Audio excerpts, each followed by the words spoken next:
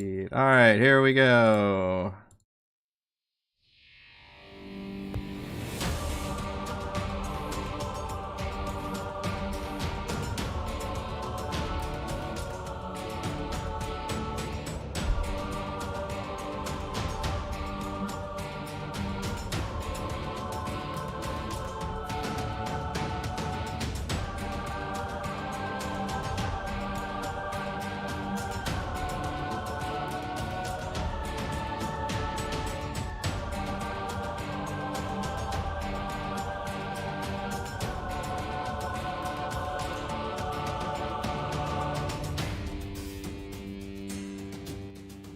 Hello everyone, Eric Watson here, freelance writer, player of games, writer of boards, recorder of videos, and tabletop role-playing aficionado, and thank you so much for your patience. We have started, I think this might be a record for latest start ever.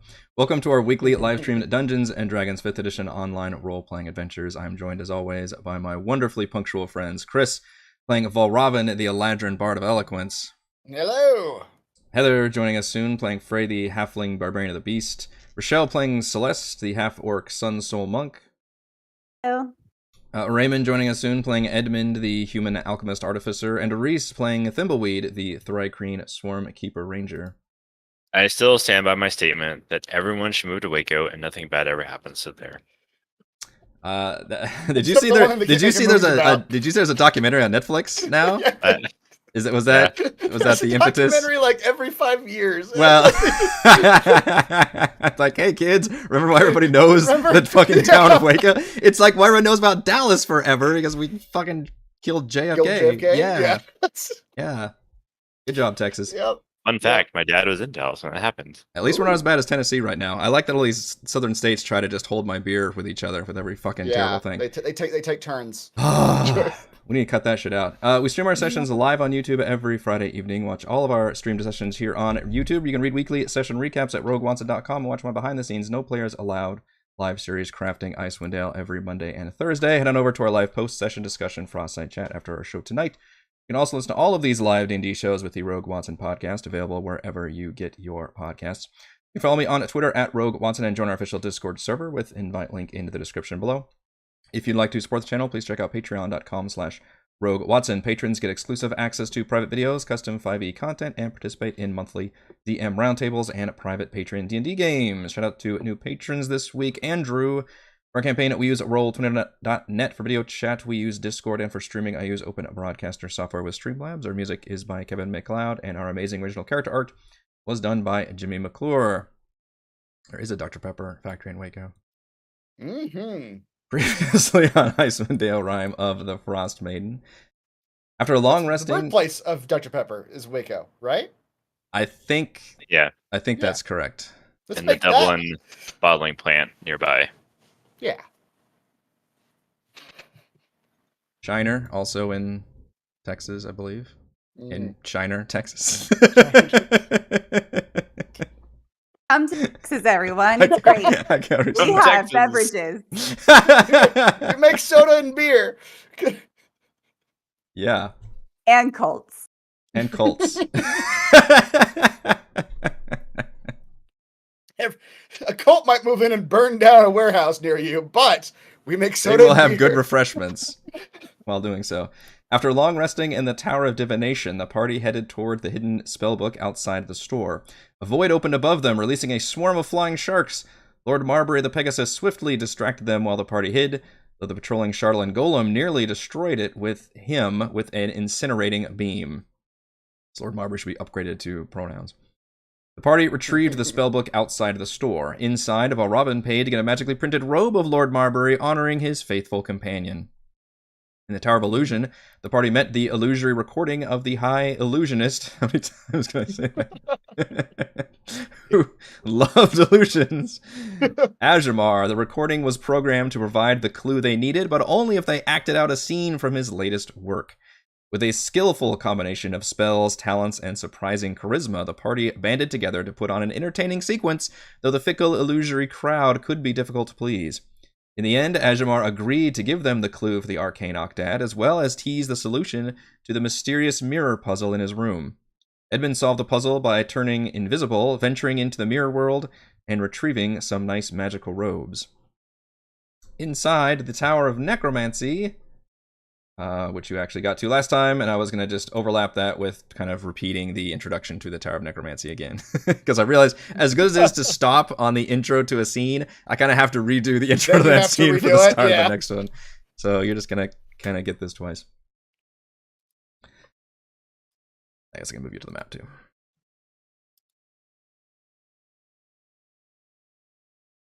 A caustic smell assaults your nose as you enter this circular chamber. Gray, disembodied hands skitter across the room, which is lit by an eerie green glow. Chairs are neatly arranged around the room, some containing seated bodies missing their hands. Various pieces of surgical equipment sit on tables and shelves around the room. A one-eyed creature is restrained to a blood-stained bed in the center of the room. Near the table, a brain floats in a liquid-filled cylinder with a crude face drawn in paint on the glass. As you walk into the tower, a voice speaks in your mind. Ah, new apprentices. Wonderful. We could certainly use a new pair of steady hands around here. I'm about to begin a delicate procedure. Tell me, which one of you has the most surgical experience? I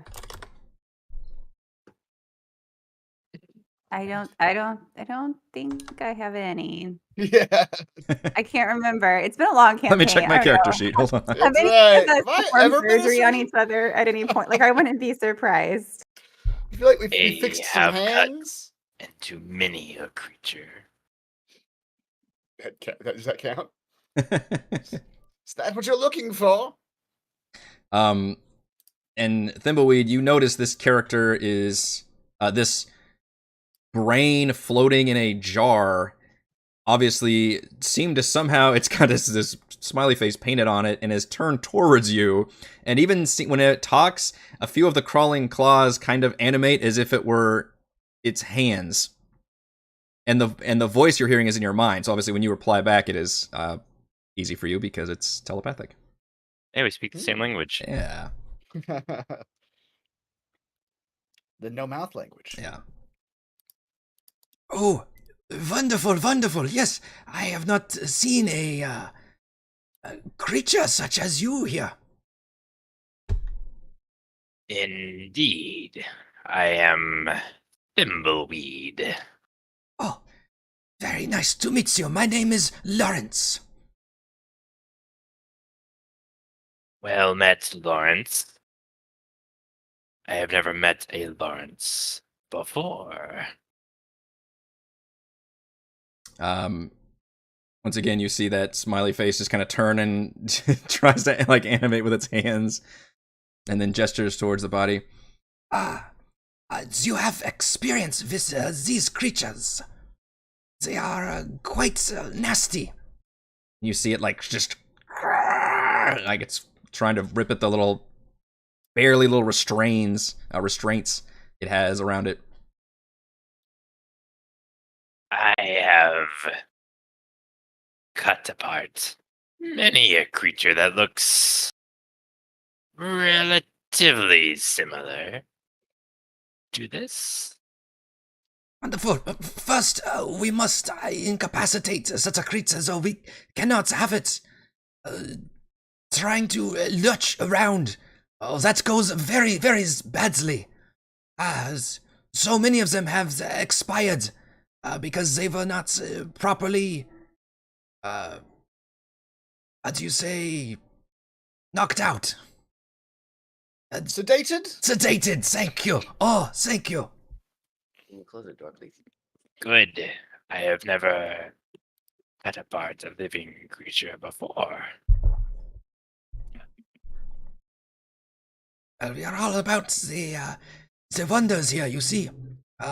With this procedure, I can immortalize such a creature, move it to a higher plane of existence, as encasing its own essence inside of its own liquefied remains. It's quite fascinating. I do not understand any of that. That is okay. You will be my apprentice, as I was apprentice to high necromancer academics. We all must start somewhere.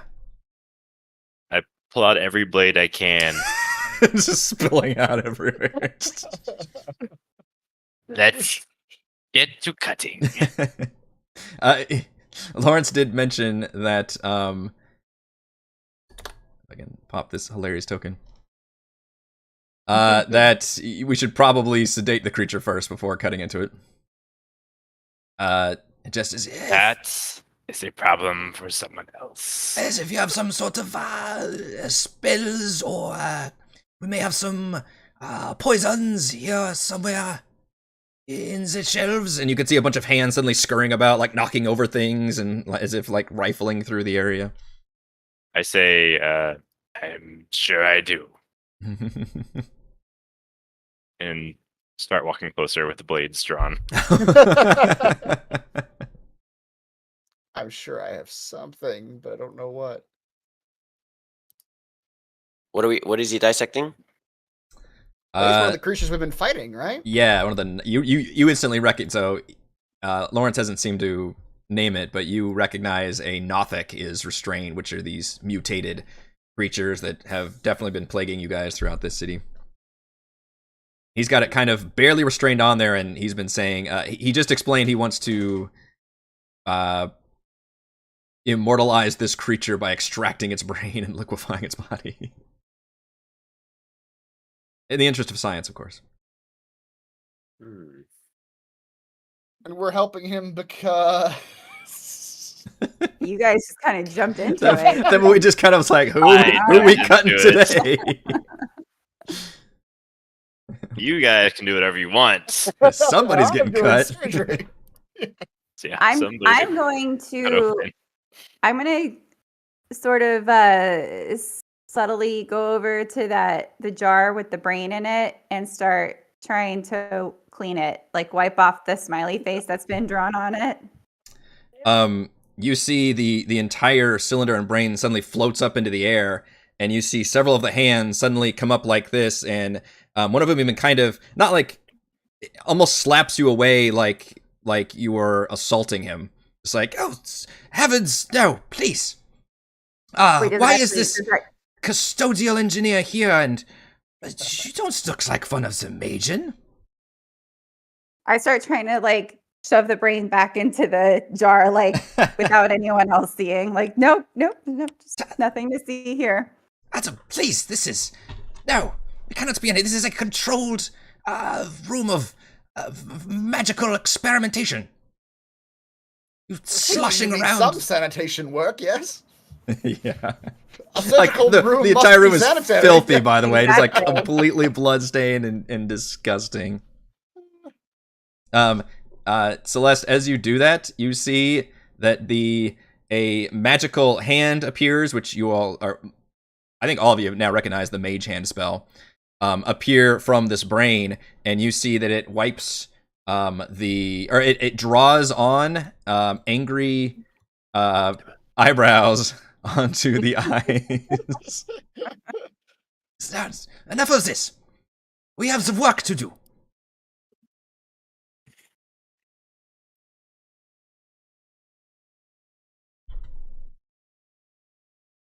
I don't know if any of my stuff would be helpful. I could try to Were you trying to sedate one of sedate those it. guys? Yeah.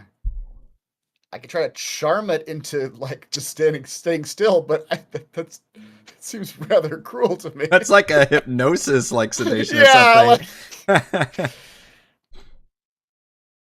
I love that I walked into this and I have no idea what's going on. I just see what looks like a paper towel roll with an angry face on it. Kind of reminds me of Tally from... It appears to be a brain in a jar that is speaking to all of you telepathically, and it is performing some kind of creepy experiment on a Nothic creature, and there's a bunch of look like undead hands crawling around as if they were assistants. And there are several dead bodies in this room with their hands missing. This is a guy after my own heart here.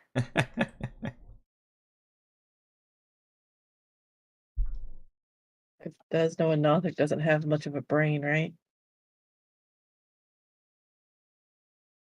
Maybe. Do we know if the Nothics can understand us or not? You have language? not been able to communicate with these Nothics for the most part. They do seem to speak every once in a while in a kind of growling, guttural manner, and it was in a language that you would know that is the same one has been spoken in Ythryn. You'd had to translate their words. But whatever sentience they have, it appears to be just insanity. Oops.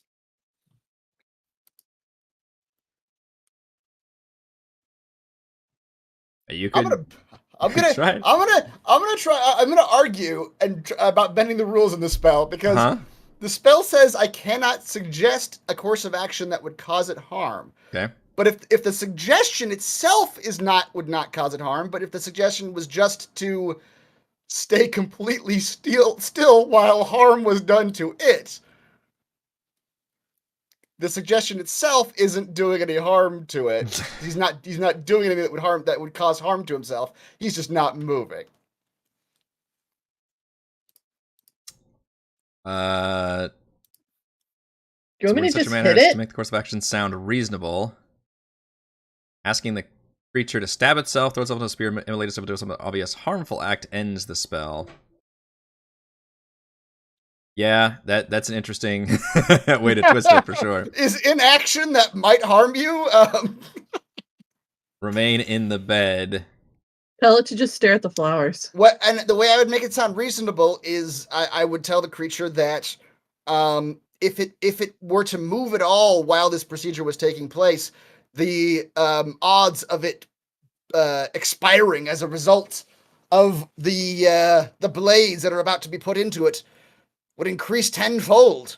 But if it remained entirely still to the entire process without moving a muscle, it would surely survive the surgical procedure that is about to befall it. All right, I actually like that logic. And you are certainly persuasive enough. All right, I think by casting that suggestion spell, you would have to probably train. I don't know, does it have to understand you? Hear and understand that you? was the other half Okay. of this, was the ability I always forget I have. Oh yeah, you got like universal. Yep. Yeah. Weep Grana, Weep Ninibong. That's right. Okay. By turning on universal speech and casting suggestion, I want to feel like you do the doctor like hypnosis thing where you like go down like real low and like have to like either That's whisper right. it or something. You like that Crocodile Dundee thing where he's like, Yeah, I put out a little watch. I get waving in front of his eye. Yeah. All right, so that effectively, and the creature kind of, it's weird because it obviously doesn't go unconscious or anything, but it's kind of nods and its eye gets kind of, calmed down, and it just leans back in its chair, and you can see it stand perfectly still, just barely breathing. And Warren says, Yes, that is very helpful. Tell me, are you from the Tower of Enchantments then?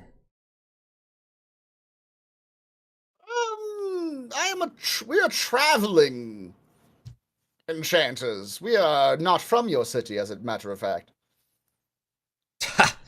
That's... Everyone is from this city. That's a strange thing to say. You there, the one with the blades? Are you prepared to do the cutting, yes? is he talking to me? it was Thimbleweed that got all his blades out. Thimbleweed is Oh, thank marching towards the surgical bed with like blades in every hand. I am. Very good. Now, you must be very, very precise and careful with the cut, yes? We mustn't harm the brain inside. And you can see the mage hand kind of floats out and points and with its finger kind of traces some areas. Like, I have operated on a few of these creatures before. The brain is here. And he kind of points it out. Yes, very difficult for this procedure to be successful though, but perhaps with your help, we can get somewhere. Thimbleweed, give me a medicine check. Before you do that, yeah. as he's approaching, I Like to inspire him. I would like you to not fail, Thimbleweed. Valravn is going to write some words about Thimbleweed's cold, still, confident strokes of his blades. And he's also, just for the hell of it, because what else is this item for? You're trying to undo my work. You wanted to just shish kebab.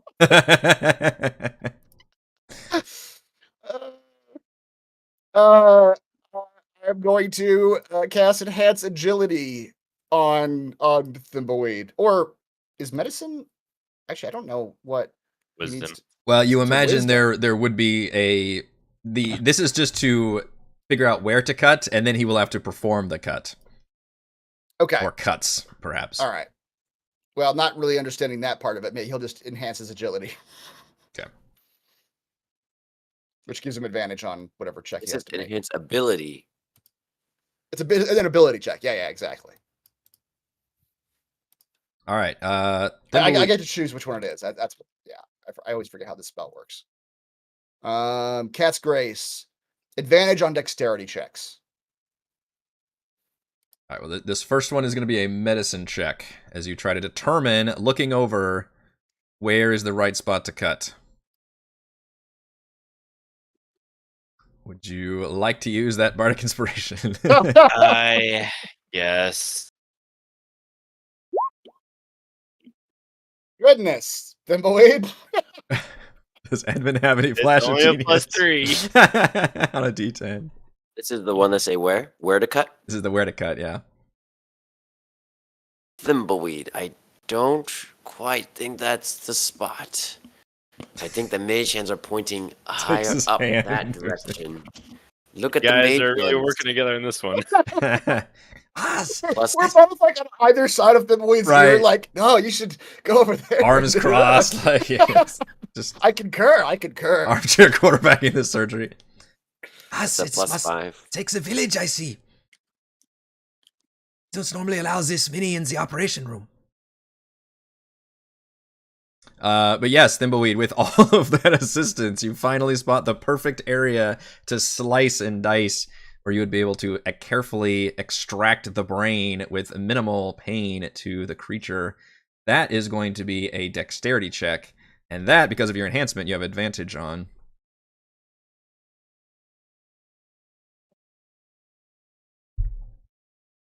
It's a check. Yes. All right. Wowzers. All right. With your, just like with the nimbleness of like, I don't know, a chef, you I can are. imagine all four arms are working. Yeah, together. yeah. I imagine like the two of them have to explain to me where the brain is on the body. You start at the stomach and they kind of have to As he point you gets up. going, Higher, Valravn- higher. As he gets going, Valravn, I just look approvingly at the cutting part. No need to intervene for that one. Squirts of blood fire out onto the walls. You can see that Lawrence just kind of bobs the brain in anticipation. As you do this, the you've exposed the brain completely, and Lawrence then begins to Oh boy. as like a humming sensation please. that kind Oh, of please. vibrates throughout this whole facility, and you see all the hands suddenly begin to do like kind of a waving motion, and you realize that Lawrence is casting some kind of complicated spell. And as he finishes it, you see the brain kind of roll into this cylinder that's kind of laying right by the bed, and then the entire body of this creature just like X-Men 1, where this liquefies and just goops up into this kind of ooze-like material that crawls up into this cylinder and becomes this kind of flesh slurry in the cylinder. My favorite dessert. Yeah. Ron says, yes, it has worked. They have done it. Magnificent. And then as you hear this terrible screaming cry come out from this new telepathic signal, which immediately blasts outward. And I need all of you to give me an intelligence saving throw. Oh dear. By the way, whenever Thimbleweed successfully used the bardic inspiration, it passed to Edmund because he was right by him. Intelligence saving throw. Yeah, I don't know how many of us are Got off guard a bit. Yep. Ooh, Oh, with Frey! the -1, Frey. You are enjoying She's been this. watching. Yeah. In all your adventures, you probably have not seen a creature's brain extracted and flesh liquefied quite this way. I mean, to be fair, she's probably been jacking with those hands this entire time. Whoa. Like trying to literally like just get some more little Scooby snacks. Oh, I see. Even dead ones? They definitely look undead. Bray doesn't care. Oh. I mean, they're all dead when she Yeah. eats them, right? Yeah, it's all dead. Oh. No, she's Yeah, that's fascinated true. by the fact that they move. Like she Yeah. didn't know that fingers Just could move after they move. chasing after them. Like, come here. It's really more like she uses her spear and she's trying to just like shish kebab them. Yeah. All right. Anybody who failed the save takes 14 psychic damage, and you are stunned. Oh. And we're gonna roll for initiative, as this now new brain in the jar appears completely hostile to all of you. Oh, great. Really, it should only be hostile to Valravn. If we're gonna be fair about For the this here. suggestion, yeah. Yeah, because I mean Nothing bad Valravn's will the one who happen to said you. that he would survive if he didn't move. He survived. He's alive in a sense. Also, some of it, like 2 of us, have psychic resistance. That right? is true. Yes, Thimbleweed and Celeste, you two still have resistance to psychic damage until you long rest again. So, what does that mean? Like half damage? Cut it in half, or yeah. Although, if you failed, you're still stunned. Still stunned. Oh. Which means Half stunned. You can look around. Missed it. So you take 7 damage and you're stunned. Yep. What are we doing? Did you make a intelligence saving throw as the brain has turned hostile? What? It is indeed crazy, How many times have I heard that one? right? Come on, stop. All right, Which everybody's still got intelligence. 19 temp hit points also, by the way. So don't Sweet. forget that when you're minusing your hit points. I did. I have a question. What does it mean that I have proficiency in all saving throws? All saving throws. So that means you should have a That's check mark. my most that's my like latest thing. Like yeah. Okay, so I see that they're all checked there. I'll Okay. check. Yep, Yeah. you have I didn't- massive saves. didn't- Yeah. Okay. Well, and I still failed it. Well, Wasn't enough. can't help you there. Yeah. You add your proficiency bonus in. Yeah, you could just hit the checkbox for everything. Yeah, it's So- on there. So I think it was in there. Celeste, Thimbleweed, and Valravn all failed the save. Is that right? hmm Okay. Not me. Yeah. And if you make the save, I don't think you take any damage, and you're not stunned. If you are know, stunned, how- you get to repeat it. How did I fail it? I'm the most intelligent person around here. I've done brain surgery I'm literally a brain surgeon now. Brain surgeon. I know. with no help from anyone ever. I am the least intelligent out of our party, and I succeeded. So what does that tell y'all? For your Mhm. successful brain surgery. You and I should go into medicine together. That thought is terrifying. That is terrifying.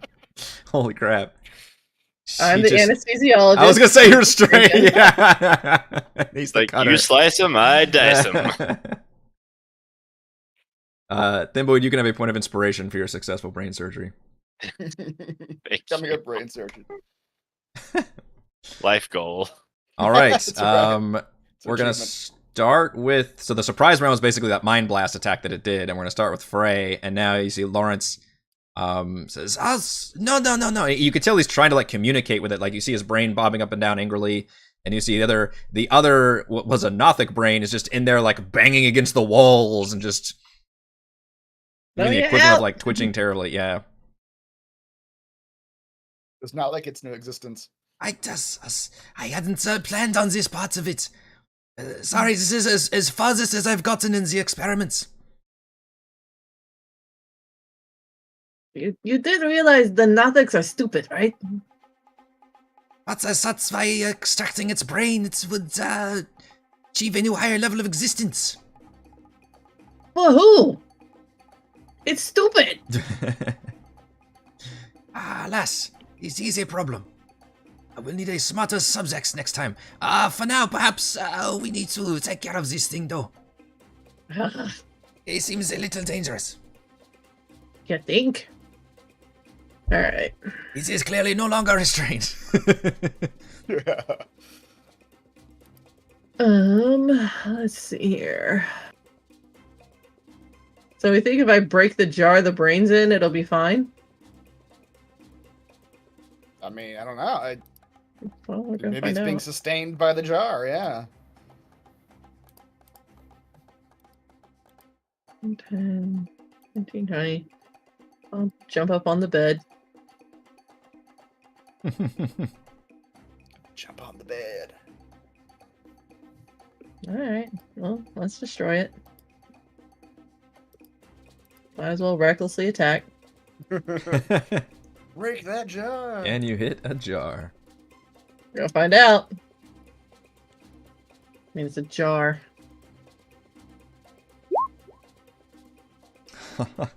Yes, that will hit a jar. She has 30. Whereas AC is not 30. Or 11 damage. What about a 19? Start cracking into it. 19 will hit. For 14 more damage. You see Lawrence actually like give a little screech. Oh my! Very strong, yes. Must be some sort of the bodyguards of the team. You come after me, I will break your jar as well. Understand? That will not be necessary, no. Good. Do not make me kill you. I like you. I don't have a graphic for this, but you see that mage hand come out, wipe away and just draw the mouth as the smiley as like an O face, like as. Yeah, I like you, so don't make me kill you. Well, Robin, you are stunned, I think. Sure am. You can repeat the DC 14 intelligence saving throw at the end of your turn. Intelligence saving throw. That was not with advantage. Hmm. So that was not a success. Yes, still stunned. Still stunned.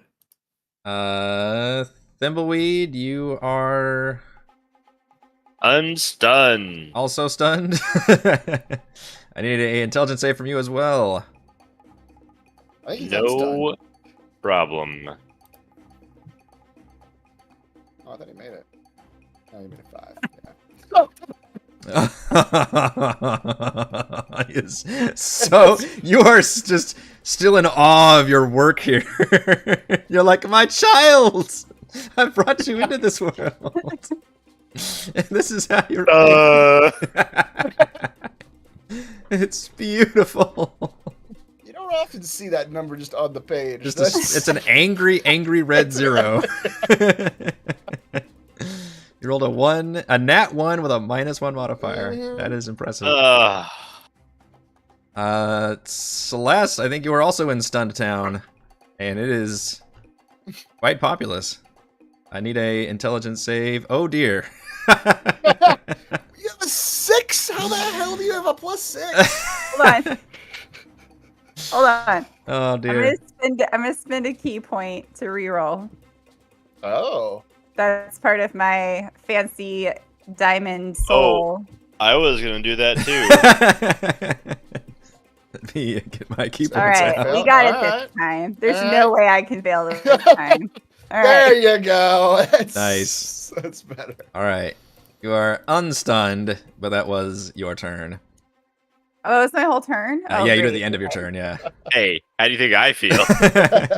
Edmund, you are Real not dumb. stunned. You may proceed as usual.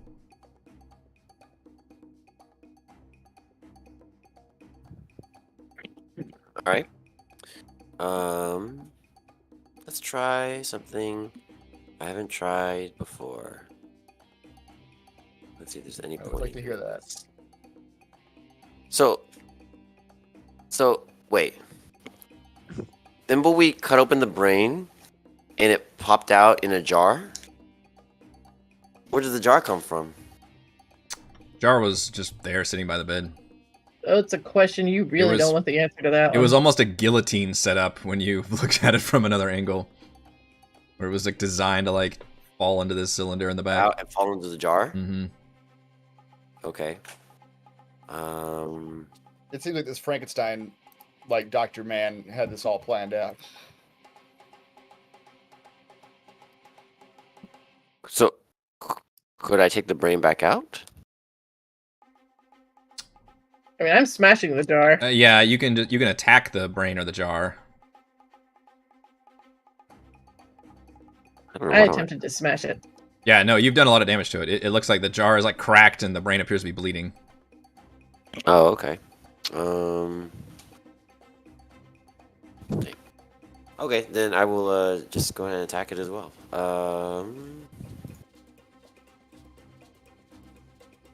Real bad initiative. Let's see how strong a jar is. So I'm gonna use my lightning lure. Oh, that's not very much damage. The strength save, it's not very strong. Actually, do have a switch to it. He's gonna whip at it and draw it. Attempt to draw it 10 feet closer. Flip it over. Oh my goodness. This is also a weird number. That's the best I can roll. Because it's got a -5 modifier, so I literally could never beat your DC. Yeah. Critical success, 15. A critical success Nice. at a 15. Now, if critical successes were a thing, then it would beat it, but it is Yeah. not. So Some despite of its that 3d8 best gave me a efforts, 6, though. yeah, that's true. Terrible damage. It is. You kind of spark up its. Do you want to draw it closer? You said. I have to make the damage happen. So yes. Do you put it Let's like? put it between me and Thimbleweed right here. Okay. Don't know. That's a good idea to put a brain in between It us all. floats. The whole thing just floats too, like on its own. Oh. Yeah, it takes a little bit of shocking damage, and it's still like rocking around, and it's definitely got little sparks and blood popping out. Oh, it's probably a bad idea. That's my brain baby. Hooray! My baby. Oh, lovely.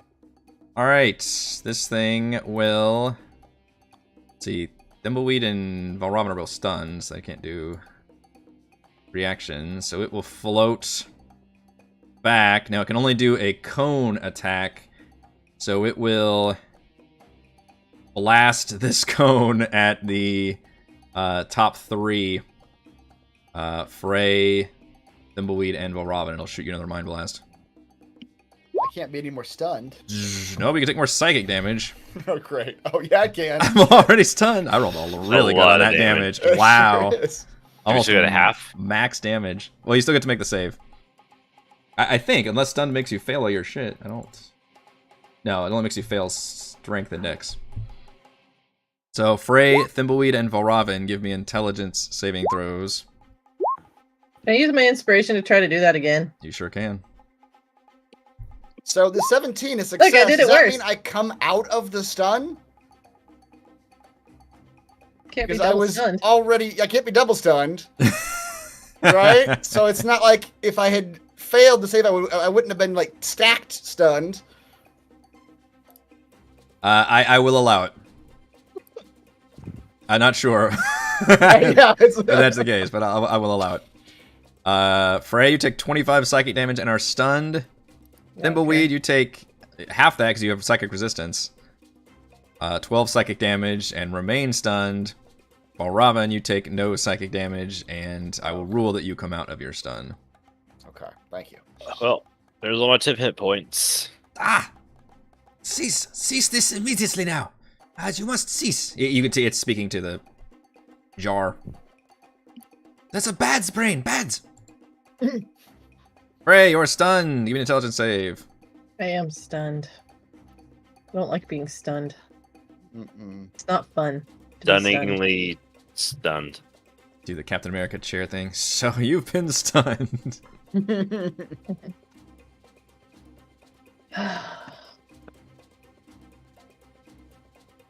Hey, I did it. You actually did it. Wow, they're -1. All right, that was the end of your turn, but Nice. you pop out of your stun. That's fine. Valrobin, you have snapped too. Realizing this little pain in the ass brain keeps stunning half your team. Yep. So who's stunned right now? Does look very damaged. I think. Yeah, is it Thimbleweed's to stun? I think Celeste cured it, and then Frey just cured hers. Yeah, so I think Thimbleweed's still stunned. Or has been restunned? I don't know. Restunned. Well, Valravn will write some words of Thimbleweed's resilience in the face of this terrible malady. And he will give Thimbleweed a bardic inspiration. And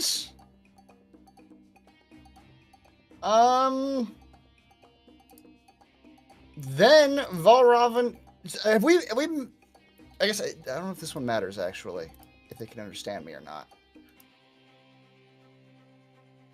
It can hear. Have we determined if this creature can hear anything inside of its jar? Well, you've spoken telepathically to Lawrence, so yeah, you imagine, and you just hear like this kind of inaudible like screaming whenever this creature you think it's trying to like speak to you, but you do think there's some kind of communication pathway there. Okay. All right. Valravn he'll get really poetic with this. He'll start writing about the terrible existential dread this creature must be going through, the horrors of its new existence, how it must be just wishing for death. Yeah, that's why it's going insane, even more insane. Oh no, the dissonant whispers of its own existential dread. That's right. Wisdom save, you say? Mm-hmm. Resistance, you say? Yeah. And yet, your mighty DC. Yep. Alright, so 10 psychic damage, and it has to start running away. Oh no! Yeah. Just away from you, right? Far away, uses reaction. Alright, it will fly away from you, which will trigger attacks opportunity from, I think, Edmund and Frey, because Thimbleweed's still stunned. Sweet. It attempts to, it suddenly, like, just does the brain equivalent of freaking out and shrieking all in your minds again. It attempts to float away very awkwardly and slowly. 14 does hit.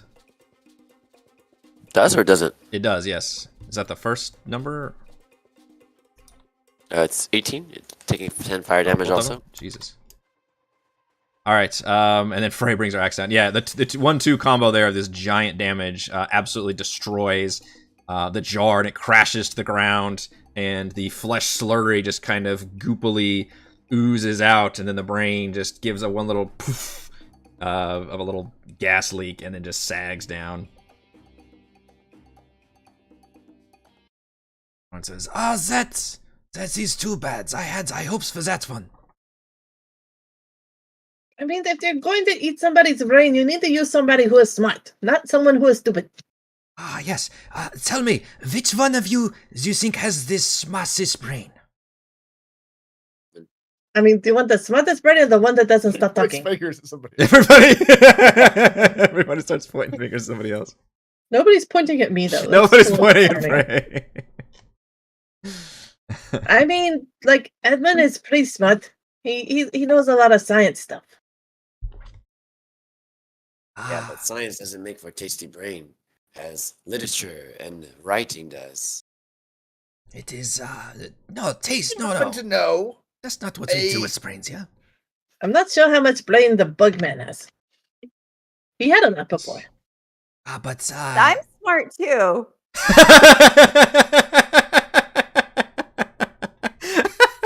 What are we arguing about? I don't want to be left out.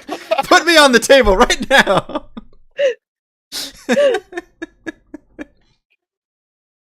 Yeah. When you suggest Thimble, he's like, no, this creature has proven himself to be a wonderful surgeon. Yes, but if I can get a volunteer for perhaps the next experiments, yes? For the ritual of the brain transfer. I have a volunteer for you. You like immortality, yes? But no, I don't. I already have that. That's fine. But I have a volunteer for you. Oh, You might have to send your hands out to go find it, though. I was going to be honest with you. These assistants, they are just very, very unreliable. Yes. There's another set of individuals walking around. They think that they are helping. How many things are you gonna sick on these other? Yeah, on the two people who are getting the other half of the information for us, we're gonna like. Their names are Ness and Latemia. Now, you want to have some brains to be able to have conversations with. One of them thinks that they are some kind of a wizard. Oh, yes, of course, we are all wizards, yeah? Yes, but they think they are better than you. Oh, they are the high wizards then? Like, They are actually low wizards. like high necromancer catafix. See, whenever he says that name, he kind of has this like little adulation in his voice. They think that they are. But honestly, Valen over there is probably closer than that. Yeah, Valen just He's kind of a slurring necromancer. slack-jawed through all this. She's a necromancer. Yeah, you're a necromancer, Valen. What do you think about all this? I think this is Extremely fucked up. Really? I thought this was just how necromancers are. What the hell do you think we do? No, these claws all over the place. They were performing some sort of terrible experiment on this creature, which all of you were just so excited to participate in. What the hell is the matter with you? You know us. I watched you whisper to that creature to stay perfectly still while the Thimbleweed just carved out its brains. These things are barely sentient. Oh, okay. I don't know What to make of this? This is not what I was expecting at all. What are we even doing up here? What did we come up here for? We're here for the piece of the Yokdad riddle. Yeah, do you have that? Literally, just gonna ask him. Yeah. Oh, the arcane arcdads, then? Yes. Of course I do not. That's only for the high wizards of each tower to have such information. You'll have to, see High Necromancer Catavix for that. Where can I find him?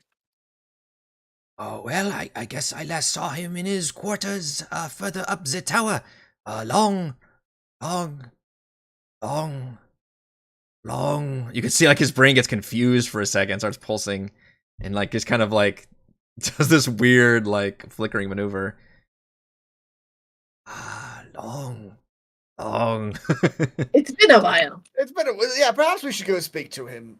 Long. Tell him of your triumphant forward movement in your experiments. This was a great step in what you're trying to achieve here. Surely. Yes, please, can I get your name? It turns to you, Thimbleweed.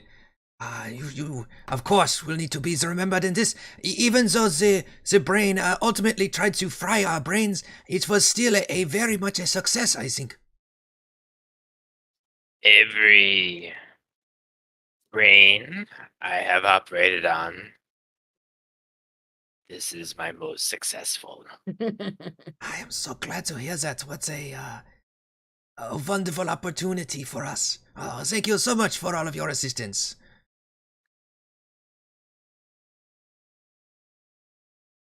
And then the claws just kind of go about their business, and he whispers to a few of them and says, and he tries to repeat the name.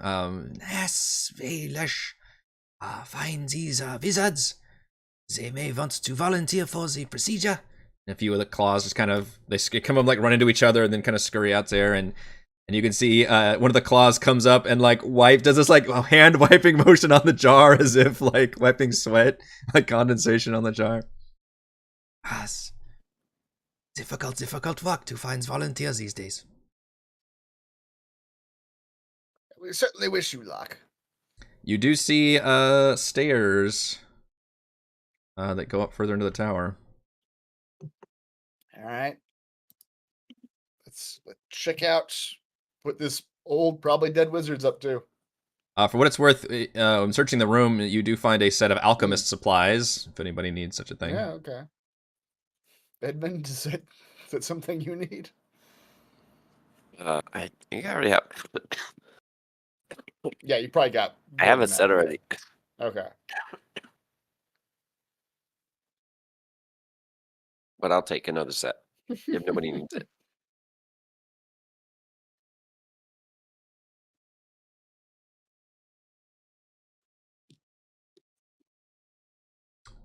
Okay, up the stairs. Who's first up the stairs? I kind of all moved you up there. Who wants to go first? I'll go first. Ninnies. Books, overturned tables, and bones of varying shapes and sizes lay strewn about the floor of this small round chamber. A well-preserved body lies twisted and broken on the floor. In the corner of the room, the glint of a large green gemstone can be seen half buried by the bones.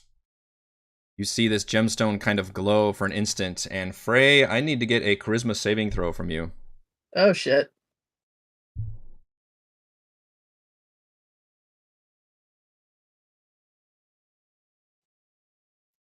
$15 good enough? It's good enough for me. It's not good for you. Well, depends if you're trying to do some things, because I do have some resistances or get like advantage on different things. So what are you trying to do to me? There is a ghostly presence in this room that is trying to possess you. Oh hell no, she's gonna come on. Okay. She's already had a ravenous spirit possess That's her true. a number of times. So. Yeah. Yeah. What else is new? You see the emerald glow briefly, and you feel this presence enter into your body. What's up? And I'm going to give you a handout. Okay. Totally gonna talk to the ghost to be like, you wanna see something that's gonna be really fun? You think I'm great now, just wait. You're trapped in here with me. All right, you may have to scroll down under Chapter 7, Doom of Ythryn. Uh-huh. And the handout is called Catavix Possessed. Well, this'll be fun. Yep. And Oh, okay. I am going to send you a message. Uh-huh. Oh. Okay.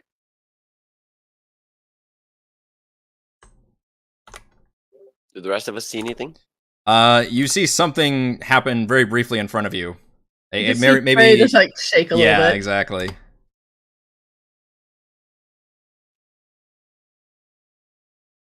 Did that get sent to you?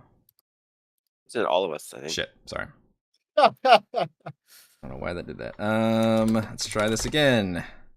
Well, you hit it now. Yeah. It looks like you can retroactively hide it. Yeah, I can. Never mind, stop. There we go. You may paraphrase this as you wish.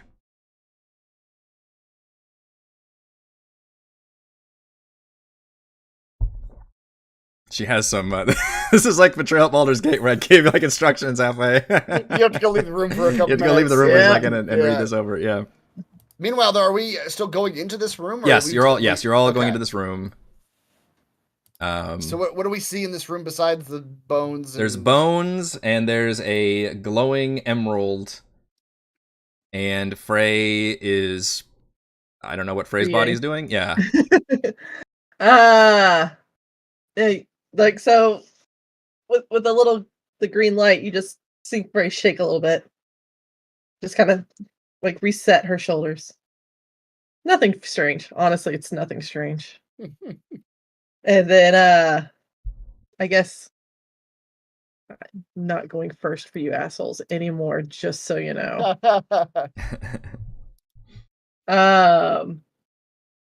You hear a voice come out of Frey that you've never heard before. And you guys have been through a lot with Frey, let's be honest. We've seen a number of voices. You've seen some of her personalities. This one's a new one. So just kind of like looking around. Has not paid attention to y'all coming up behind her really. And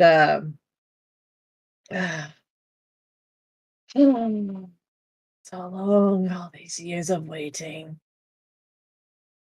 And then she turns and sees you all behind her. I am Catavix. Wizard of the Ebon Star and High Necromancer of Ythryn. I don't know how long it's been since the fall of the city, but I must find someone. I only need to borrow this body for a moment to raise my own.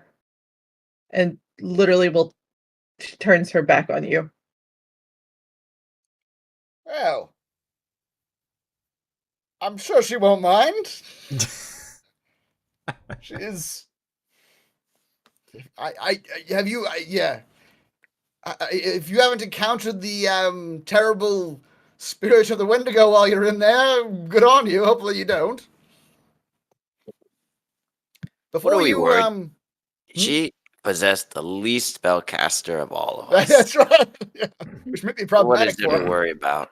You might believe that was by design, as it was a charisma save involved.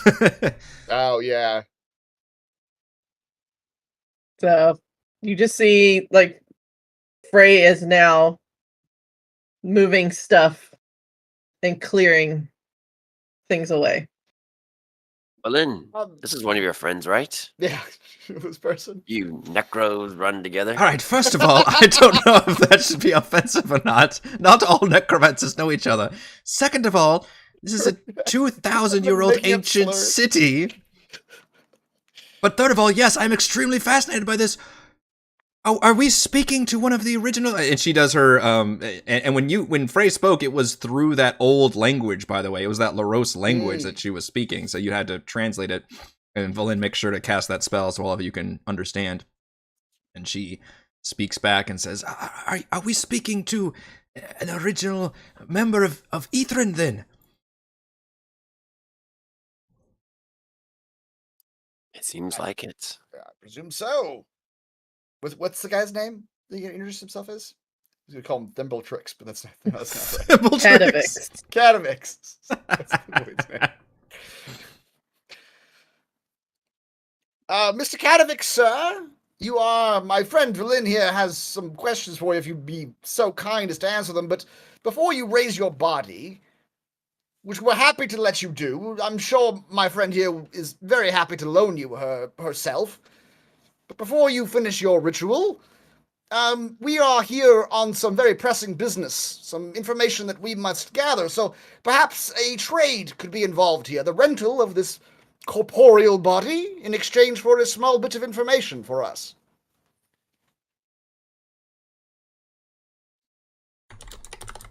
How far am I allowed to take this? I could say I could give you some notes. I definitely want you to take the reins, but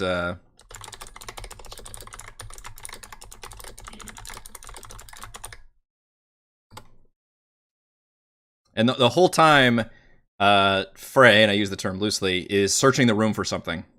The body's clearly visible, but the Frey is searching for something. Okay. Yeah, you've seen like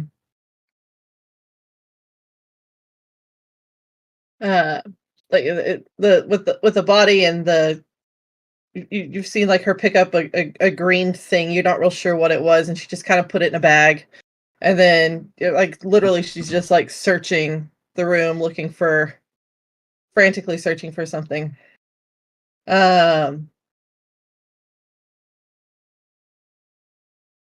If anybody wants to, something, yeah, if you want to try to help find you with it.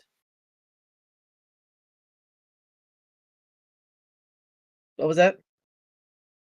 Edma asks the possessed Frey, are you looking for something? Could we help you find it? No, you can't. And like literally pushes past you, looking for it, and acknowledges the fact that Valravn has said something, and just says, "Speak your terms."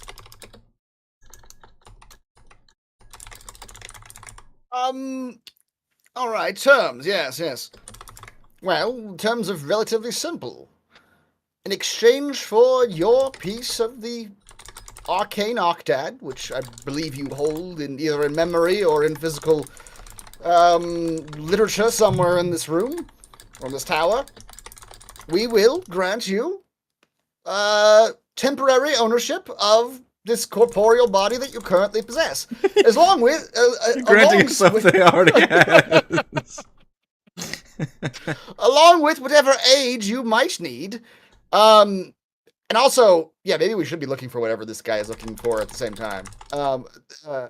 Whatever aid you might need to complete this ritual and raise your own corporeal body so that you might exit this one.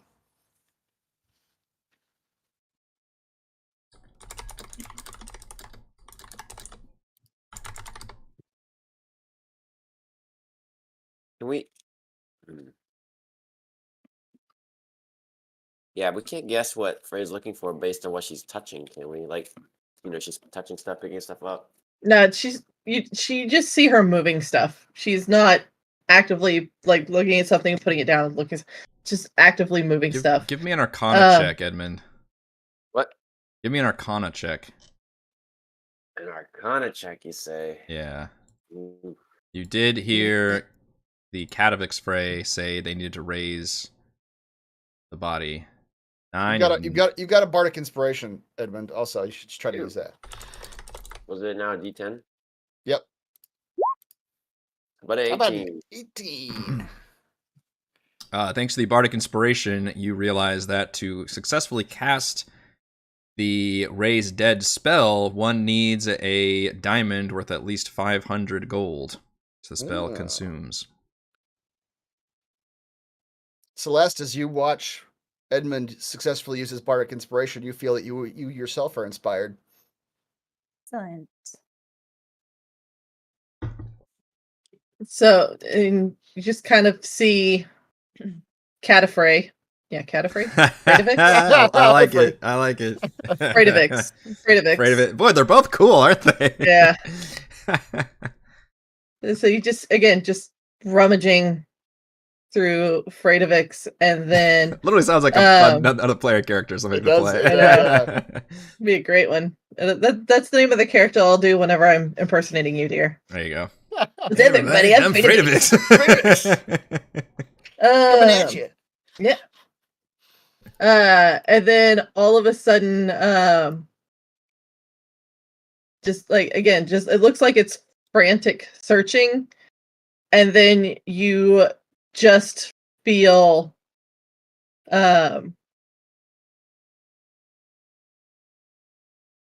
you hear Freydivix start to cast a spell.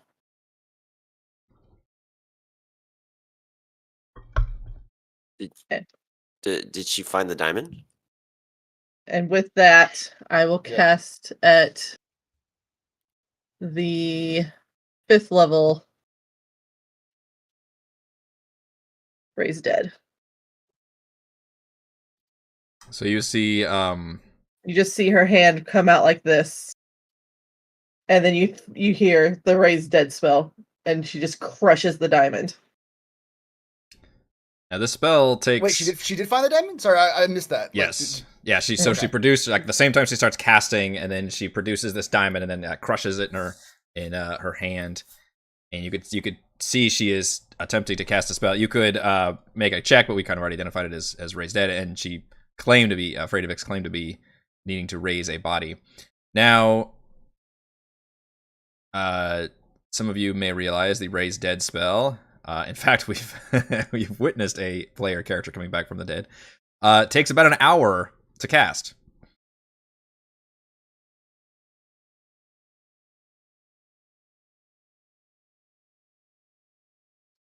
Do we really want this thing raised?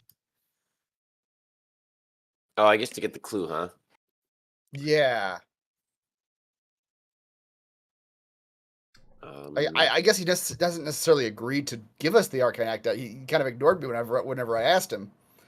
Balin whispers down and says, I do know that it's possible that high-level necromancers can transfer their soul into an item, not unlike a lich, I suppose. And I suppose if their body were preserved, they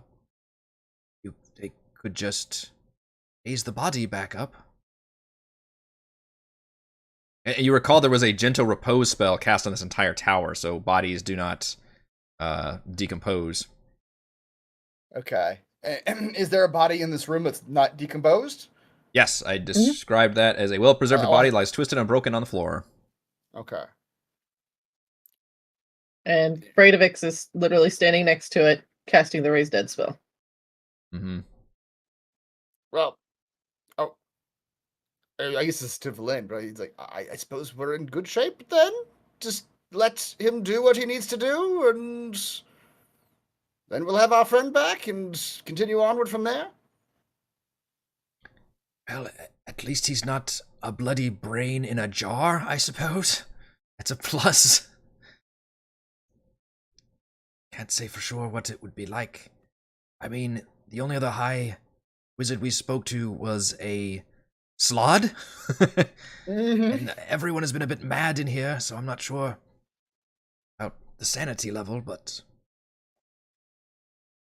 have such a being we could speak to would fascinatingly helpful, I suppose. I don't know how pissed off Frey will be, though. Just kind of has a lot of things going on inside of her body. I'm not sure she'll even remember this. Who knows? Let's hope that's the case. Otherwise, if you guys don't do anything, I would technically say everybody but Frey could gain the benefits of a short rest if you just want to chill up here. Frey doesn't need one, it's fine. Can we talk to him while he's doing this, or is he like... You try, but yeah, the whole spell requires like concentration, and whenever you do, you can see Fradovix get very irritated and maybe a little anxious. Can right, I examine the body? You Do do what? what? I'm going to examine the body Okay. and ask everybody, guys, think he needs his hands? I think he might not be terribly cooperative if he gets into his new body and he doesn't have hands. We do want to talk to him after this is all over. Yeah, but hands are important for a necromancer, and we've seen what Valine can do. She can raise armies of one. I mean, imagine what this guy could do. Okay, Y'all hear Sorry, Frey's I'm even voice in house. the background. Valine is useless. right And now, you like Edmund, Frey, so Edmund, sweetheart, your heart's in the right place, but perhaps instead of taking his hands, we could maybe just bind them or something? Something that's less horrifying?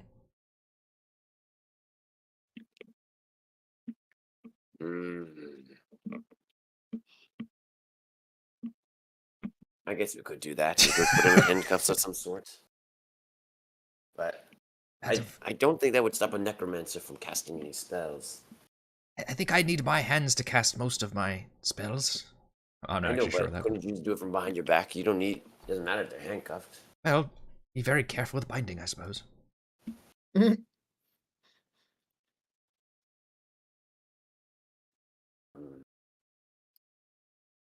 the other hand, maybe we don't want to piss off a powerful wizard. I don't know.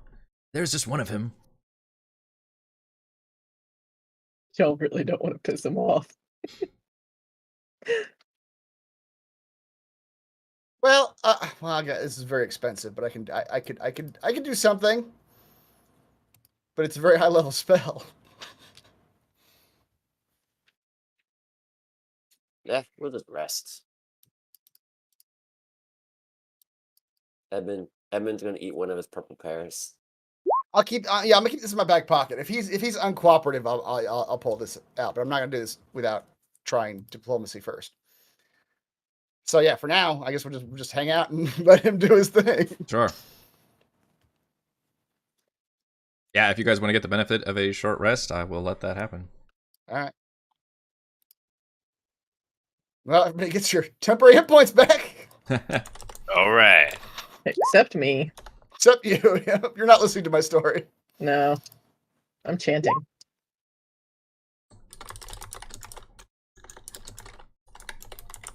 Yeah, and the whole time the body's like slowly like coming back up and knitting together and stuff.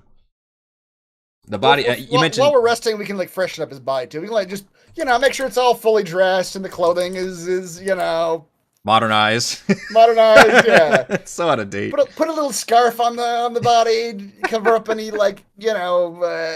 deterioration, whatever. Horrifying wounds. Yeah. Celeste starts laundering his clothes. Yeah, it is filthy in here. This is not Celeste's favorite tower. Mm-mm. It's really in bad shape.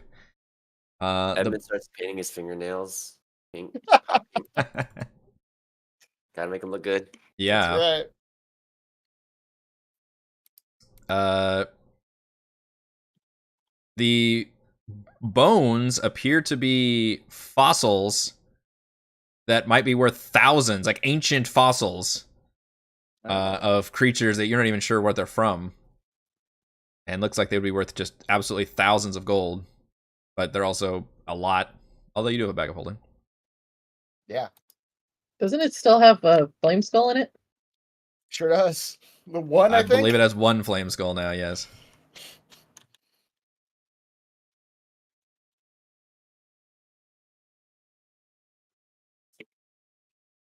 Well, we can just sort of like. Are there a number of these, or is it just like a collection? I mean, if you want to take some, that's fine. Okay. You can find you think you'd be easily able to pocket in the bag of holding like 1,000 gold worth of these fossils if you found like the right buyer would be interested in this kind of thing. Okay. All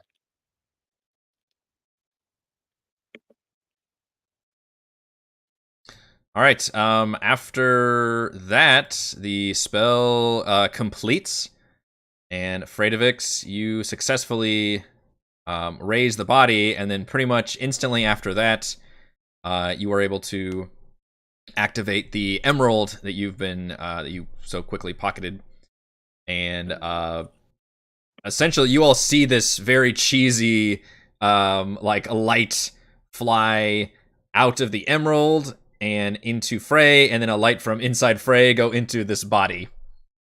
Think Little Mermaid when the voice goes out. Yeah. And now you are looking at High Necromancer Katavix. Does he look good, or does he look like a corpse that's been raised? I mean, he looks like someone who's had the Raise Dead spell cast on them, so he is living. But yeah, he's very, everything clothes-wise, like everything is just like, I don't know how fun we were about we updated it. So we just spent an hour like literally wearing whatever you all gave him. Yeah, and he appears to be a little bit wide-eyed and kind of like does some weird, maneuvers. Like he can't, like it's been so long.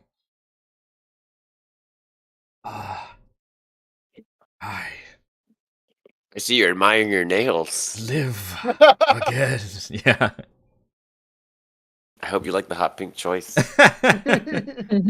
Very modern. Was a choice. That was a choice on my part. Yes. He nods at you, Frey, who now you have your complete faculties back. Oh, yeah, she's actually not upset by this. Honestly, she's like, I thought I was going to get a vacation. That was not as I expected. It seems a little crowded in there. She just smiles. There's at least 2 other entities in there vying for control, so yeah. I'm sure you have questions, as I do. We do. Most pressing of which, though, is the simple one that I've put to you before. What is the portion of the arcane octad that you hold? If you are asking about that, it means Ythryn and the Mythalar are still functional, which means Uriel Arthas must live. Of course he does. The brain transfer ritual makes one effectively immortal. To give out the line to a non-ranking wizard is a breach of security, but I think we've dispelled with formalities at this point. I will share my fate, my part of the right, once I discover her fate. Who is this person? The high wizard? Whenever he first possessed the body, he mentioned that he had to find someone. Okay, and its name he just used. The name he dropped was also a name that somebody else mentioned. Probably the slot. It was the other wizard you technically spoke to. Eriolarthus, who they seem to reference as like their boss. Okay. But you're not sure with who he's referring to when he says must find someone and discover her fate. Ah. I'm afraid the fate of everyone in the city and the fate of everyone in this region that we come from is slightly more pressing than you might imagine. Your city still exists. The Mythilar still exists, but it has become incredibly unstable, my friend. It is threatening the existence of everyone who still resides in the city and everyone who still resides in the area around it, which is what we are attempting to protect. In order to shut it down, we require that piece of the Octad.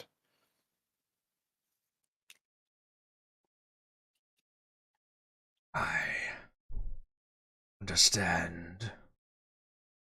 Mythalar is beating heart of the city.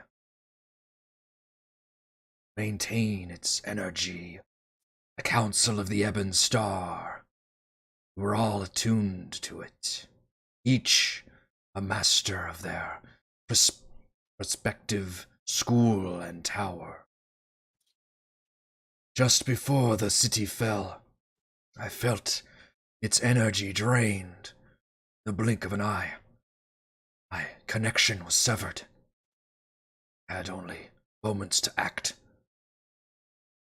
It's here, my quarters. Transposed my soul into a gem. Body was killed in the crash, but preserved thanks to the spells of the tower. Don't know how long it's been. No living creature has come up here until you. 84 years. I must find her. Who is she? I love Does Aye. your love have a name? my snowflake. Is all I've thought about all these years. A powerful wizard, Orleana, stronger than all save our master. If I can survive the fall, then surely she did as well. I must find her. Ray, you feel an odd sensation when he says all this. A faint whisper on the wind.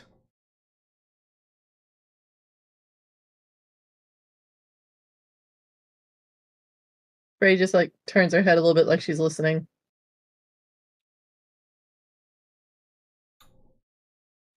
He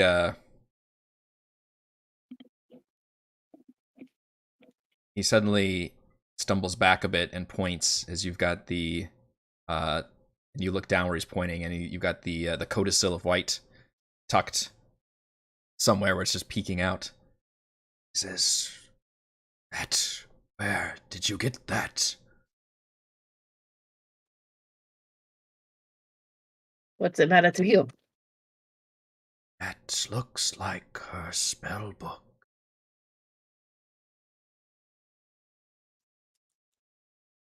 It was a gift. Who was this woman precisely in your city? Aureliana. She was a very powerful wizard.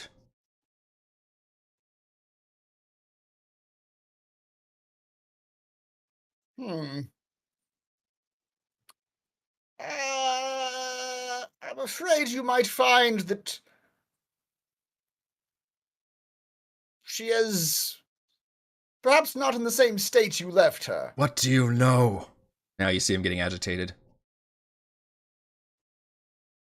If she still lives, She has, as far as we have been able to tell, no corporeal form. See Frey wince under that one. She seems, from what we can tell, to have extended beyond the limits of what we mortals might call existence. How, I do not know. To be honest, you're disturbing my very notion of what the gods are at this very moment, but I'm trying to move beyond that as we speak. Speak of gods and ghosts. What are you talking about? Have you seen her? How did you get her spellbook? What have you done? If that is indeed... I didn't do anything. Yeah. If anything, I passed the test. I want to preface this by saying that it has been thousands of years, my friend. A lot may have happened since you... Record scratch. I take offense that you think I did something.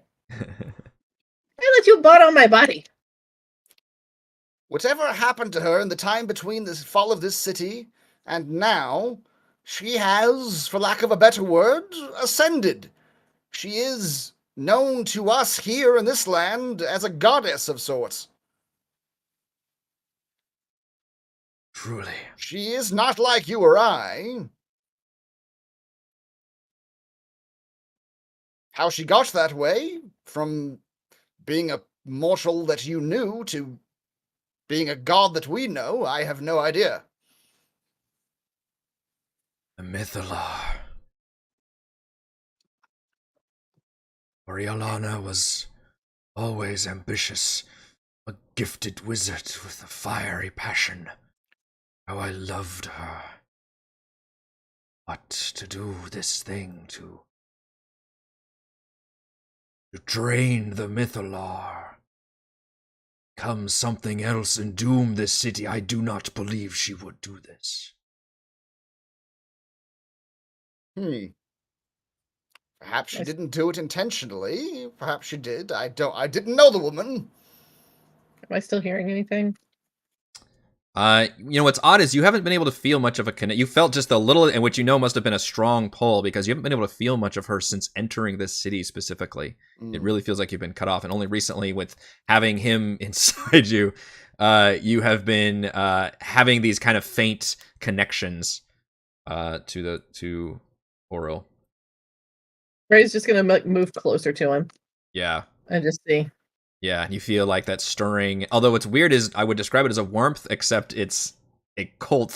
But it feels good. Because you don't like warmth, but you like cold now. So it kind of has that weird sensation. But others, actually, everybody else probably takes a few steps back from you as you start radiating like extra cold. Colts. Colts. I'm the Colts. Colt. I've gone from Fadavix to Colts. Indianapolis Colts. He says, if Mythalar functions once again, it would draw her attention. Even as a non-corporeal entity, I felt it stir back up to life. Perhaps if you unlock way inside which chamber she will come. Frey is literally doing circles around this guy. Slowly walking around it. And I can see for myself. Yeah, he's watching you warily. You have some connection to her, yes? I can feel it. Yeah, well, when you shut up, I can feel it too, so shut up. And what's more, from what we have been able to ascertain of her will through our friend here, which is very little, her being an ascended being, but we gather that her will, what she wants of us here, is to stop the Mythalar doing whatever it is doing currently. She has, in fact, as an aside, put some sort of curse on all of our lands in either an attempt to, I don't know, spur action or threaten those who are nearby. That part is unclear. But I firmly believe that it is her will that we get inside that tower and deal with this Mythalar. So by helping us, you would in fact be helping her as well. So you are working for her. Technically All only these she is, years but... later. Yeah. Slightly contracted. That's right. We have, let's say, aligning goals. We're 1099 employees. Temporary aligning goals. He says, To reach the Mythalar, must get through Eriolarthus. Though it took a council to attune to the Mythalar, he was always our leader, and he guarded it jealously. Is that the big robot dude? Oh, No, you speak of one of our Shardolin sentries. Yes. The city must be in full emergency lockdown then. Of course. How do we turn that shit off? You must defeat Eriolarthus. It would go directly to him as an extension of his power.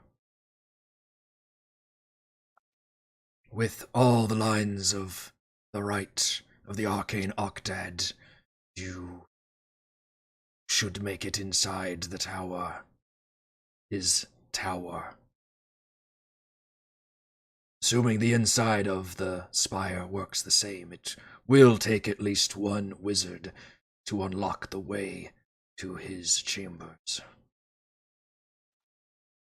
Well, thankfully we have one wizard. She's not very good for anything, Yeah. but... Oh, right. says, yes, you do. Mr. Katovix, it's so nice to meet you. I have so many questions.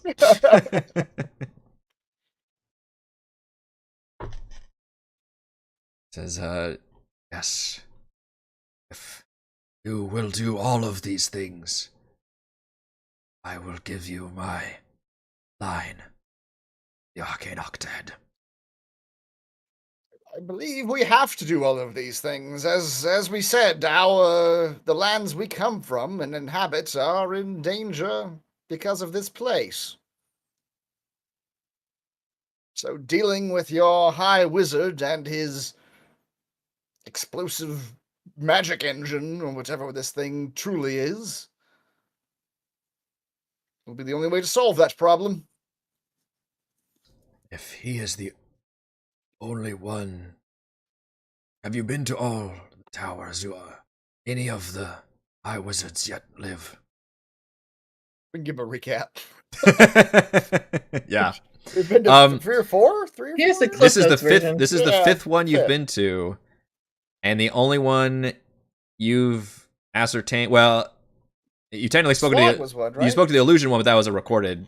He Yeah, was, the Slod, yeah, which was a transformed APS, the high. Oh, he was transformed? Oh, okay. I thought he was always this. Okay. That was a Slod. I thought he was just Slot, yeah. Nope. I like that you never questioned it too. It's like, all I right, just you're a assumed he Slod. was just a Slot. I mean, this seems like a crazy city, so a Slot being a wizard, Slod one of the wizard. wizards was... That's really funny from my perspective. I just never questioned it. I guess we're dealing with Slod now. Yeah. It says if Eriolarthus is the only one remaining, I can't imagine what power he might have or what sanity he has left. After these thousands of years, there's not much sanity to go around in this city. I Would not surprise us. fear my own is tenuous at best. This whole time, Frey's still circling this guy, by the Yeah. way. What will you do after you give us your portion of the Arcane Octad? How will you proceed from there? I would like to see her again, if she would be here. Perhaps she will come once we have dealt with Mythalar, or at least reached it. Permitting, I could join you.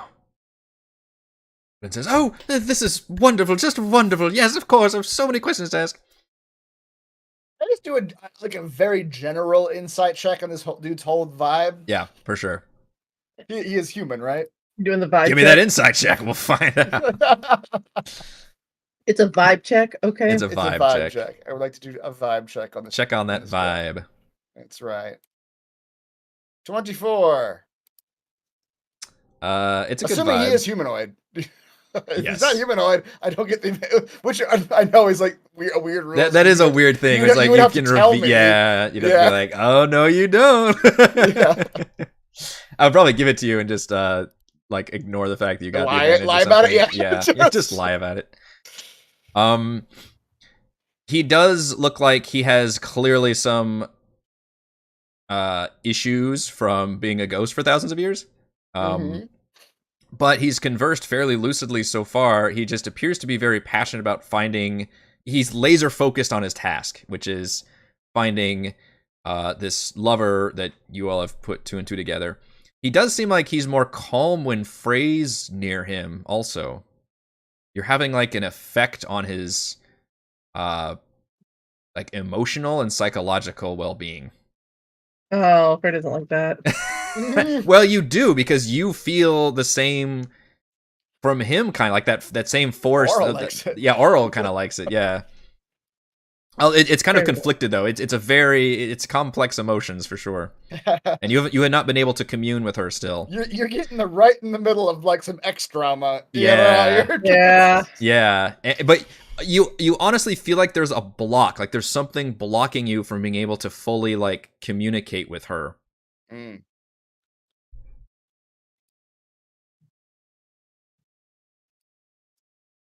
And from what he said, perhaps unlocking the path to the Mythalar, which he says is basically getting through Irialarthus and the Spire, might draw her there.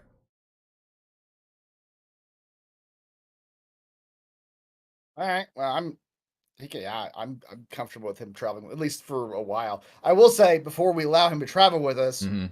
the payment for traveling with us will be that he gives us his portion of the octad before we get there. I feel like he's holding out on us. Okay. Like Yeah. just like he's No, stalling on us. Right, no, yeah, you have that conversation, and he basically Yeah. asks to like, would you like him to join the party? Yes, no? Mhm.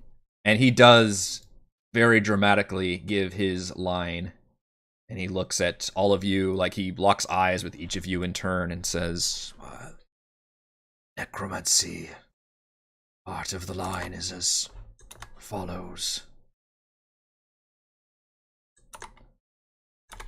7th, trace a circle with the ashes of the dead. Oh. Do you have any of those around here? he looks around. Sorry, it's a bit messy. I haven't had a chance to tidy up recently. That's fair. Also, I think you pocketed some of my fossils. Are those ashes of the dead?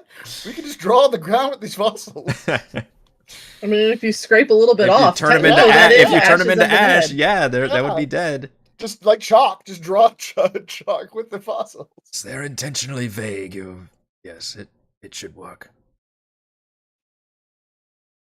Collect some bones and have a mortar and pestle in a lot of time or something. Turn them into ash. All right. Well, we still have a few more to collect. And we have some untrustworthy wizards collecting some other ones. I don't suppose you know any of the others, do you? The lines. Yeah. It was important to Irialarthus that each of us only know a single line. So, That's what I figured. no single one of us be able to enter the spire under extreme circumstances, only by getting the favor of each. Someone be allowed inside. All right. Well, then we have at least a few more to visit. Maybe one or two more.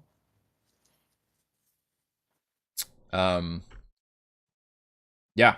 As you all go downstairs, you still see Lawrence there. And I thought Kevin, but yeah, Lawrence is fine.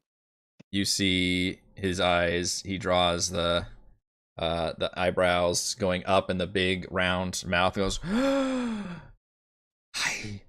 Necromancer Catafix. Oh, Master, it is so good to see you after so long. Oh, so long.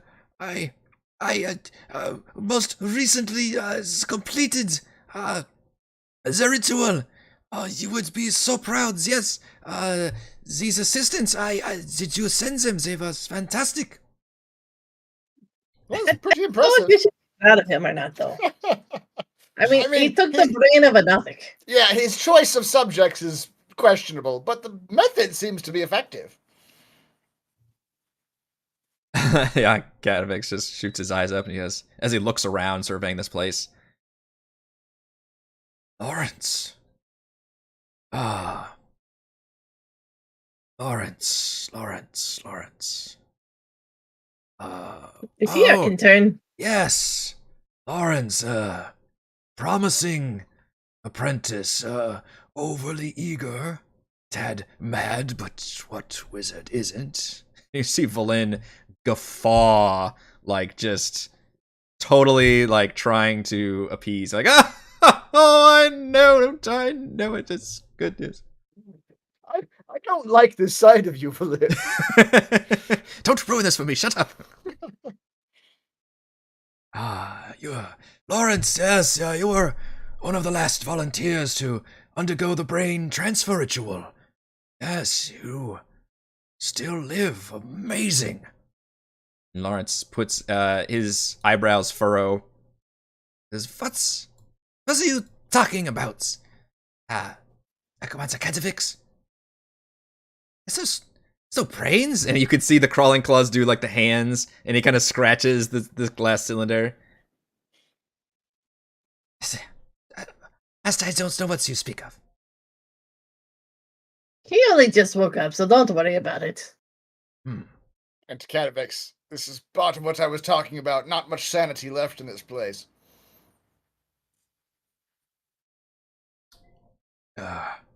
Yes, I see. Oh, all right.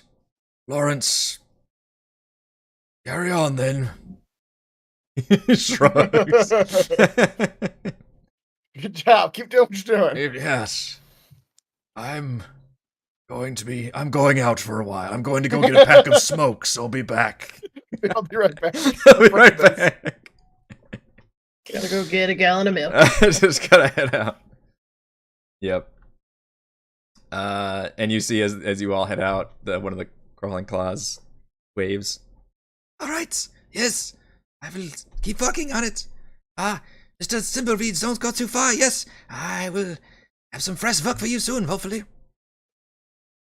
Indeed. I look forward to it. Before we leave, Get a long profession ahead of you. Yeah. Yes. Edmund asks the brain in the jar, any chance you cremate the remains of your experiments? Oh, if the ritual is successful, the body is entirely liquefied. So no cremation necessary. So you don't have any ashes for me? Afraid not. Some kinds of fire for that, yes. We don't have that here. We're not a morgue.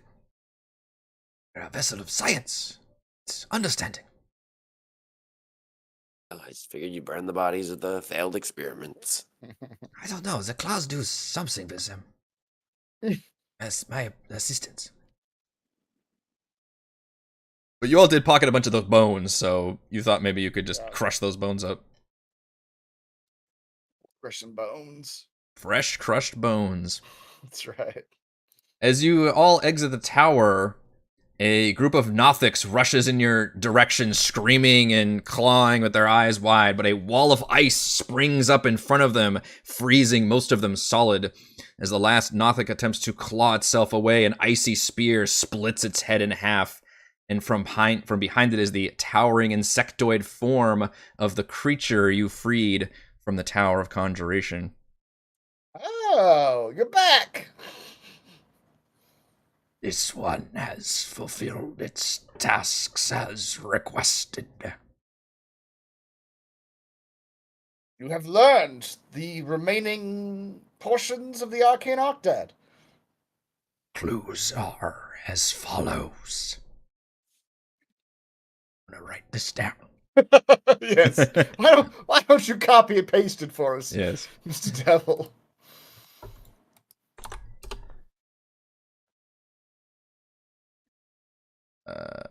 Coax a secret from another. Coax a secret from another. 5th, quench the flame in thy palm with ice.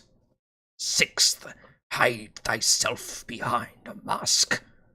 8th, stand firm in thy circle of death. Consume poison.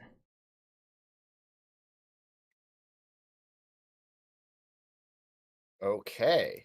And with that, your We have quest them all? log officially updates. I won't do it live right now. I'll do it in a second. With all 8 Okay. of the clues. A question for you. You have fulfilled your task admirably. What of the 2 wizards that were perhaps to be obstacles to you in your quest? Did you encounter them at all? It looks at you and says, This one has completed its contract. and it towers over you, and its head cocks, and its mandibles splay a bit as if in a wry smile. It says, This one has made a new bargain. and in the blink of an eye, it disappears. Okay, I guess that's fair. if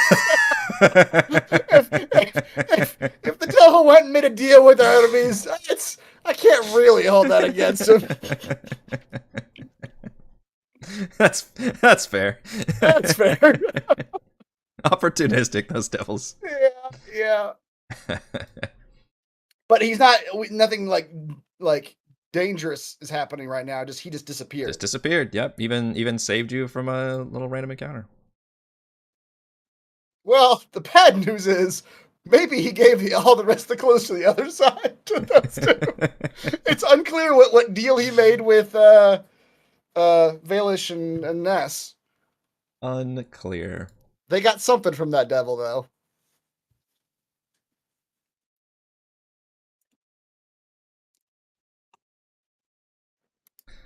But yeah, and with Kadavix's help especially, and he just, You deal with strange creatures, dangerous ones.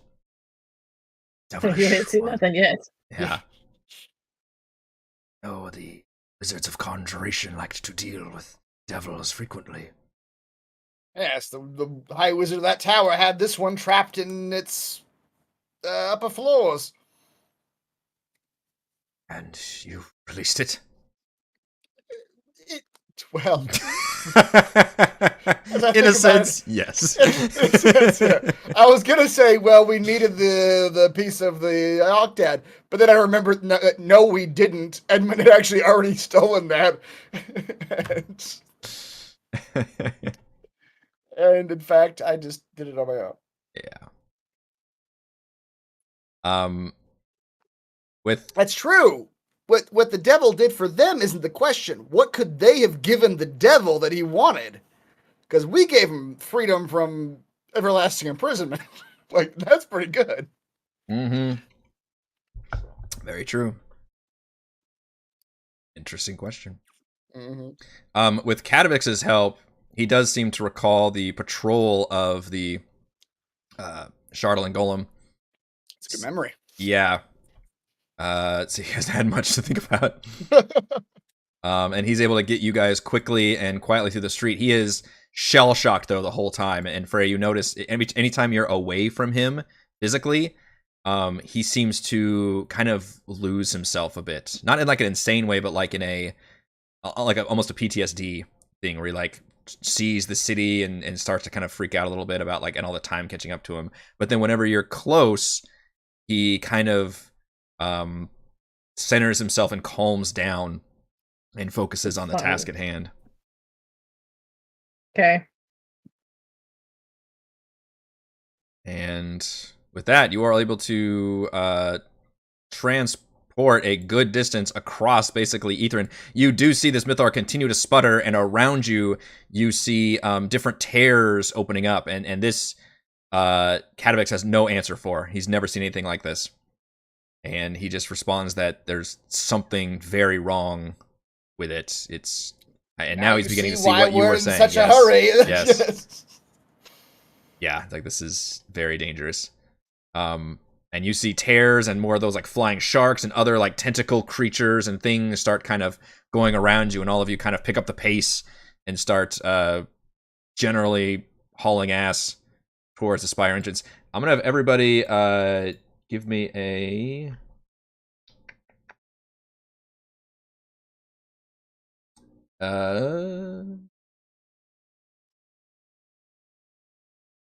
Constitution saving throw. That's not a good one.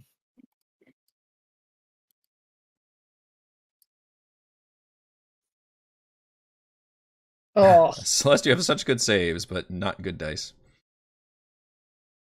Although this is not a... Both Thimbleweed and Celeste have Bardic Inspiration. Oh, yeah. What is that now? You do not have to use it. This was not a very high save. I was just mocking your low roll still. I think, ironically, the plus 10 Barbarian. That's funny. Yeah, 1 plus 10. Because maybe you're having to keep up and try to keep Catavix lucid. It's kind of fucking up your endurance level a bit. She just doesn't know what love feels like. This whatever Aurel feels towards this man is wholly unnatural to her. It's not just that she's feeling like this affection thing. It's a very complex. You know, the X thing might be more untrue. That it's a very complex series of emotions. It's causing like almost indigestion for you. It's a very odd situation. But Freya, you gain a level of exhaustion. And also just due to the experiences you've had. okay. But you do not run into any creature threats, thankfully. And when you reach the spire entrance, which is a location you have not been to in some time, it's a giant, almost looks like this futuristic elevator now that you look at it. And Catavix even describes it as you walk into a platform and it kind of just shoots you up into the spire. And you recognize the gate with all of its various symbols of each of the now you know are the schools of magic, and you've got the rites in hand. However, emerging from around a nearby building is a group of what you recognize as Avarice's army, foot soldiers, like wielding their Chardalyn weapons. Yeah. And then from a height, flying down is Avarice herself, flanked by 2 gargoyles as they fly down next to you, or next to the doorway. And she calls out and says, I think it's time we had a little chat. And at the same time, moments later, Valish and Nass appear out of invisibility, and behind them appears the hulking form of the Ice Devil. And they said, hold on. What? All our chickens are coming home to roost all at once. Yep. I said, it's time to talk. And with that, I think we're going to close out this session. I don't even know how to do. MVPC was Thimbleweed the Surgeon. Mm-hmm. For the surgery. Roll on that table pole, please. What did you find inside the Nothic brain? Yeah, a potion of resistance. A potion of resistance. You were able to squeeze out of its flesh slurry. Of course. What do you have to roll Excellent. again?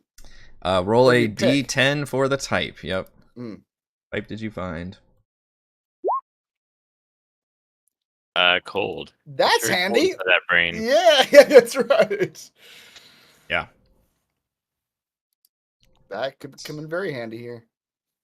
All right, that's all we have. We literally have an ice devil right bearing down on us. It could be handy. It could be handy. Yeah, I'll be fascinated to see how you guys play this Thanks, out everyone. next time. That's all we have for this week's session of Rime of the Frostmaiden. Thank you to Chris, Heather, Rochelle, Raymond, and Reese for playing, and thank you to the wonderful fans for watching, and the patrons as always.